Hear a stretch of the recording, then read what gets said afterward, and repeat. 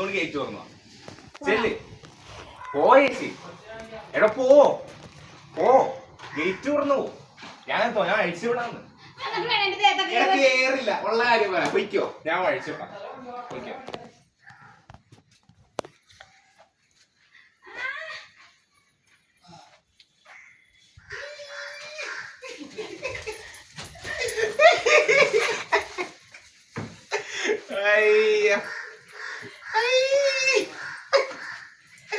പഴയ കറക്റ്റ് പണ്ടത്തെ മിക്കി ഇതിനെ ചവിട്ടി.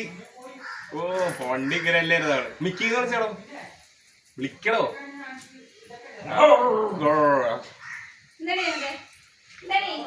എന്താ